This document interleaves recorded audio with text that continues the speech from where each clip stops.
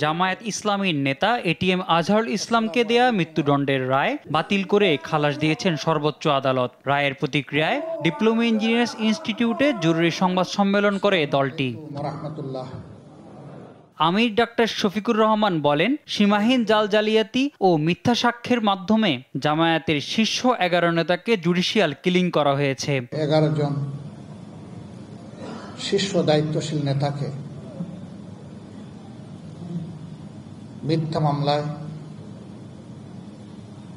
সাজানো পাঠানো আদালত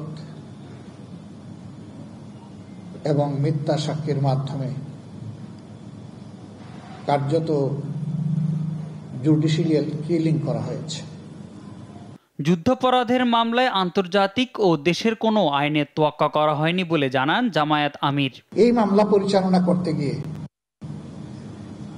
ইন্টারন্যাশনাল কাস্টমারি যে ল আছে তাও ফলো করা হয়নি, আবার ডোমেস্টিক কাস্টমারি যে ল আছে এটাও ফলো করা হয়নি। এর রায়ের মধ্য দিয়ে এটা পরিষ্কার হয়ে গিয়েছে এটা ছিল ইচ্ছাকৃত নেতৃত্ব গণহত্যা। এই রায়ের মধ্য দিয়ে আজকে প্রমাণিত হয়েছে সত্যকে চেপে রাখা যায় না। জামায়াত ভুল ত্রুটির ঊর্ধ্বে নয় জানিয়ে নিঃশর্ত ক্ষমাও চান তিনি। মানুষ আমরা কেউ ভুলের ঊর্ধ্বে না, দল হিসাবে আমরা দাবি করি না যে আমরা ভুলের ঊর্ধ্বে।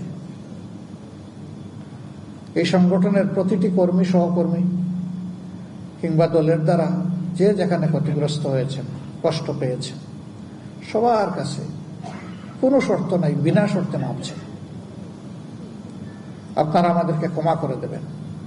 আগামী দিনে রাষ্ট্র ক্ষমতায় গেলে জামায়াত প্রতিশোধের রাজনীতি ও বৈষম্যের অবসান ঘটাবে বলেও জানান ডাক্তার শফিকুর রহমান। মোহাম্মদ সাকিব, দেশ টিভি, ঢাকা।